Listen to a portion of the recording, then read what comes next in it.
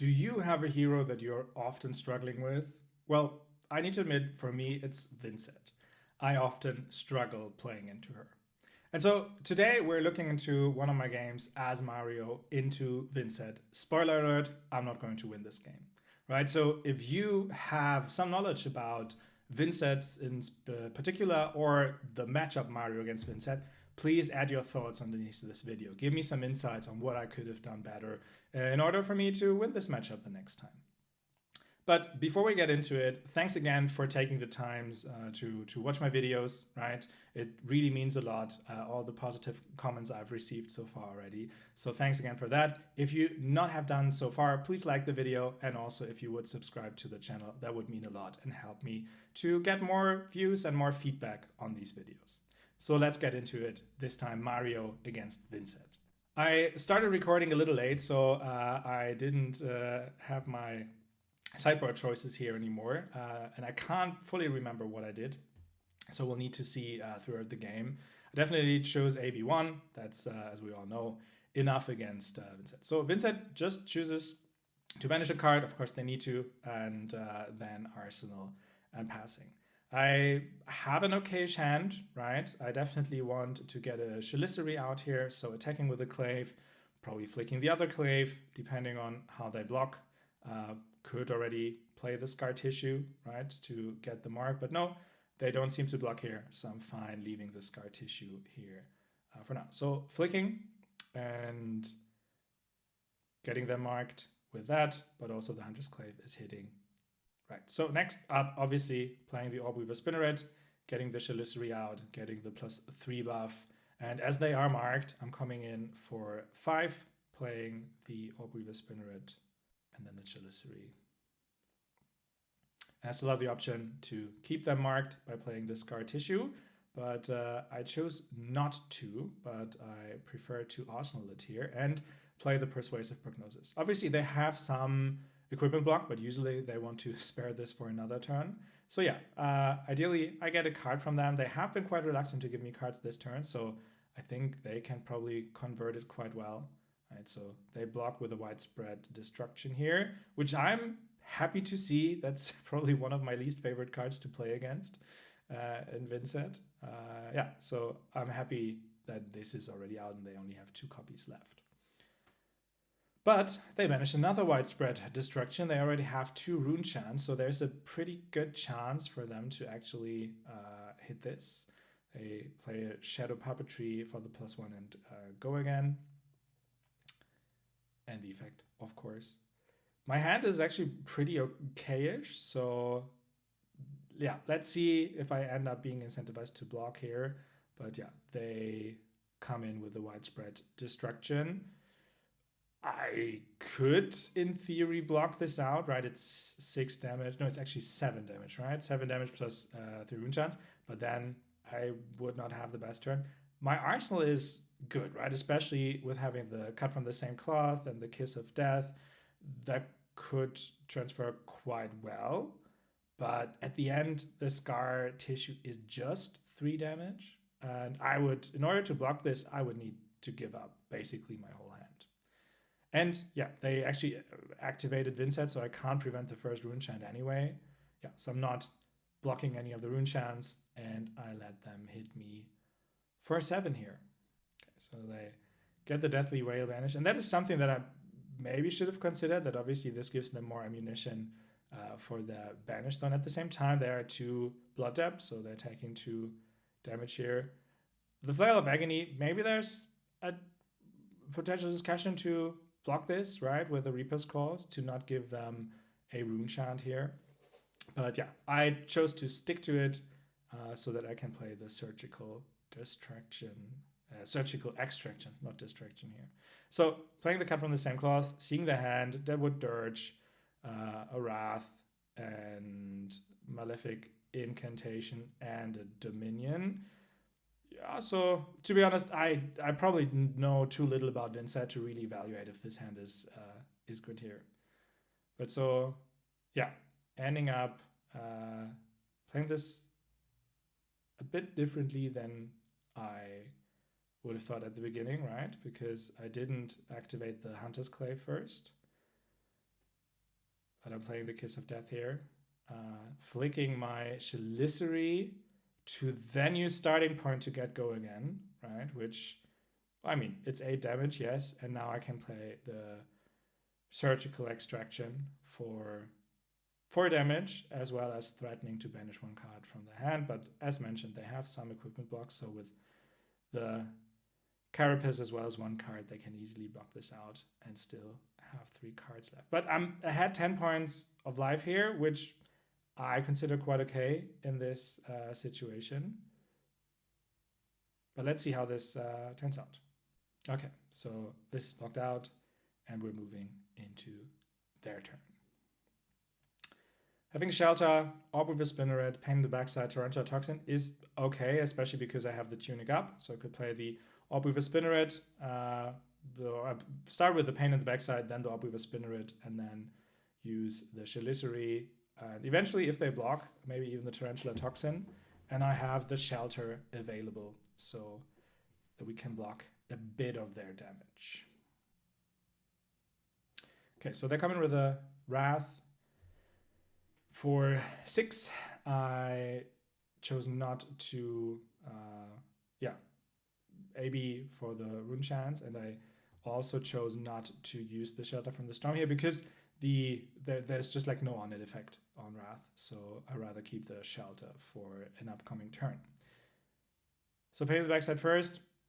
Typically, as we can see here, that's something that they want to block to not get the additional damage as well as mark here. So playing the Orb with a Spinneret next, getting me a Chalicery, getting +1 value, or +1 damage, using the Tunic resource to play the Chalicery, so coming in for 2 only. So probably they're not incentivized to block, but nevertheless I play the Tarantula Toxin to get this up to 5 damage to bring them down to 12. And yeah, maybe I should have waited for a second, because then it would have actually gotten me a lot more value on the reduced to Runechant. But the question is, would they have played it?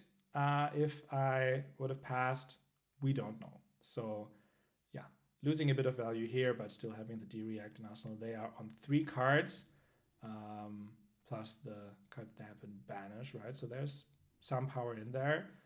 Having 3 blues definitely allows me to pitch a bit in AB. I have another Orb with a Spinneret. So there are a couple of ways to play this turn.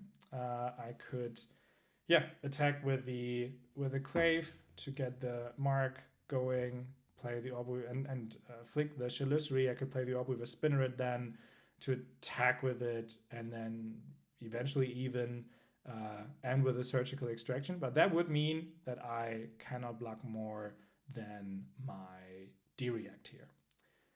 And so that's what I'm thinking about. And yeah, I chose that route, at least for now, skipping all of the Runechants, going down to 18, and then facing 5 in the Deathly Whale.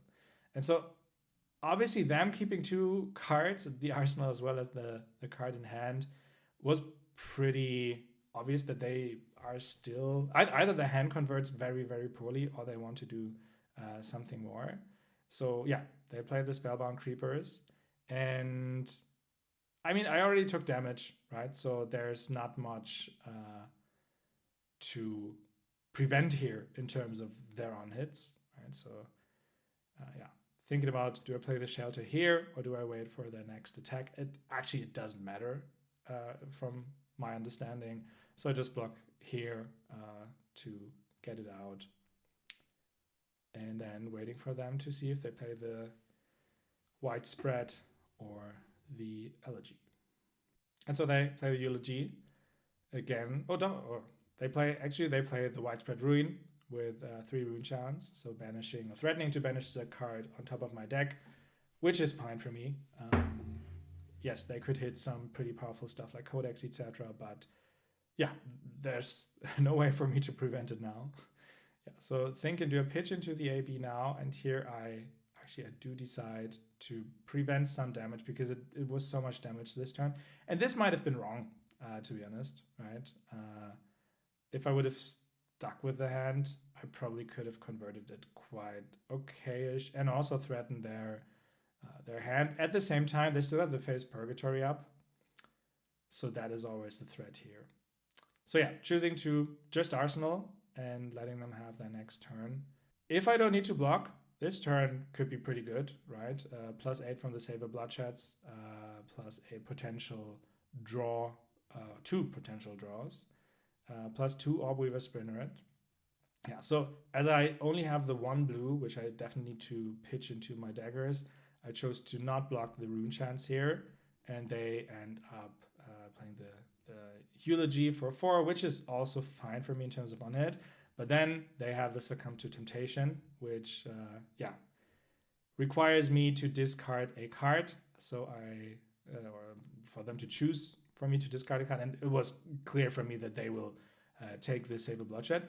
Probably they should have chosen the Reaper's Call, actually, because then I would not have the resources to pitch into the daggers. I would need to pitch a red card into the Graphene, and that would definitely hurt my turn. But probably both is fine. So they have one more attack with a Runechant and the Flail. Again, I decided not to block this, going down to 9 here, allowing them to create a Runechant. They still have 2 cards in hand, right? So obviously this didn't convert as well as it could. So me passing there, just arsoning, was maybe the right decision. So yeah, here we go with the Saber Bloodshed. Obviously they know my hand, so they know that there's another Orbweaver Spinneret in the hand. They're not marked yet, so there's definitely some incentivization for them to block this, to not get marked. So they do actually block with a Hunting Rendition and a Banshee to not get marked here. So yeah, I decided not to flick the Graphene Chalicery here, to still have the option to flick the Hunter's Clave, which, yeah, I mean, I don't have another Hunter's Clave. I don't have too many retrieve options, but given the state of the game where we're in right now, I might just be incentivized to do the Hunter's Clave flick. Right, so that's what I do. So I mark them. They get 8 damage, go down to 4, and I draw another card. At the same time, they have their Runechant. They also have some more cards. So here the question now is, because I have Go again, do I play the Kiss of Death here, or do I put it into Arsenal? And I decide to play it here to threaten lethal. So they need to give me some more blocks. And here I get the Face Purgatory for basically the least amount of value it can generate. So I'm quite happy about that. I think that was the right decision to make. But still, they have the Vexing Quill hand up. They still have a couple of cards. Now they have a Cull in Banish. And my hand is, well, I can't do much with the Stains of the Redback. I can't do much with a Surgical Extraction other than pitching it into the Chalicery, which doesn't do much. So here I'm really incentivized to use this as resources. So using the Surgical to AB2 here, right? Because, yeah, I'm also doing the Stand the Redback as well, the Tunic to not take damage so that they can't get value out of their Cull. So they lose another life from Blood Debt, so they had 3. So even Pain in the Backside here is lethal for them. So I'm feeling pretty okay-ish at this moment that I could win this, because they need to give me a card. I play a Leave No Witnesses. So ideally, they need to give me 2 cards here. So I actually chose to block with a Deathly Delight and a Deadwood Dirge. Leaves them with 1 card in hand, 1 in Banish, 1 Arsenal. So yes, they need to banish a card here. And don't have too much to send back. So they end up choosing to just play the Cull. I have a D-React in hand, so that is certainly something I could give up. At the end, that was probably the wrong decision. I probably just should have gotten rid of the Mark of the Black Widow. And here it actually hurts me quite a bit that I don't have a Clave. Resource-wise, it would have been difficult, but at least it would have allowed me to play the Mark of the Black Widow and threaten that. Here, I just sent 6. They can easily block that, and that leaves them with 3 cards. Obviously, 1 they need to put into Banish. They already have a Runechant, so that gives them 2. And here I draw, well, a very interesting hand. So I hope they attack me, which they do, yes. But yeah, seeing 3 sinks in this point of time is tough. Like, I can't do much about the Runechants here, so I just take them all and end up blocking with 2 sinks, sinking away the other sink, just to, yeah, make my hand a little bit better here, because I just have that 1 attack plus my arsenal, which is another attack. So again, not having a clave really hurts here. And from my sink, I sink into another defense reaction. So sinking again and drawing into blue, which is a tiny bit better, but I can't really convert this, right? So yeah, really tough spot here, because I can't threaten much more than 4 damage. Mark of the Black Widow basically does nothing because I can't threaten to mark them. Yes, there are some cards that could mark them, but they will probably just, yeah, block it out in a way. So here, they block the Kiss of Death. I mean, yes, there's the threat of me having an attack reaction, but yeah, I don't. So that is not the best spot for me here. So they end up playing another defense reaction on top of it, which creates another Runechant, which is great for them. But also, if I would have had a defense reaction, I could have not done anything about it. Okay, so they play the Dominion, come with another 4 Runechants and Annihilation. I have a blue, so I could pitch a little bit into AB, but actually they have 5 Runechants, not 4. Right, so like the Runechants alone are threatening lethal, but yeah, there's even more physical damage coming after. So yeah, I end up pitching the Bonds of Agony into the AB.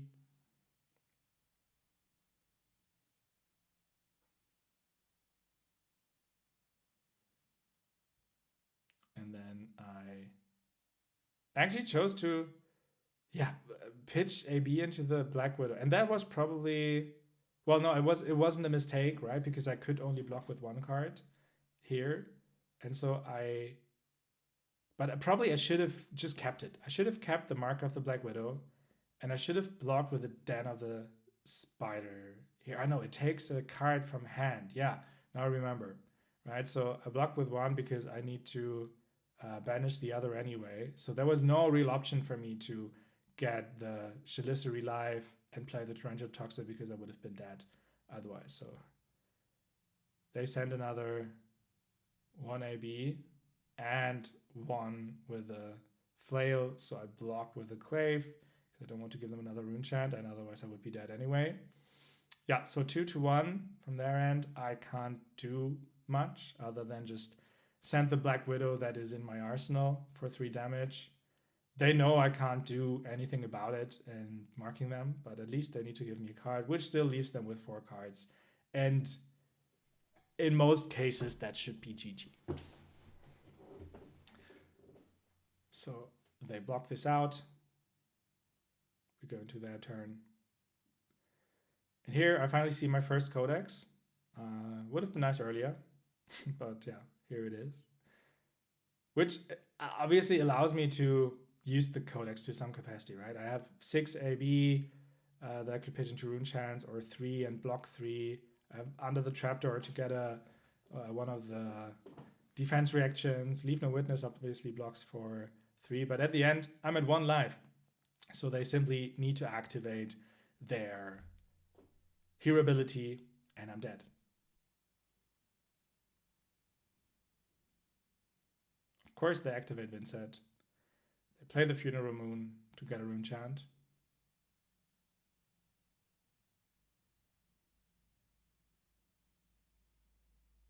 So they activate the Grimoire. They activate Vynnset.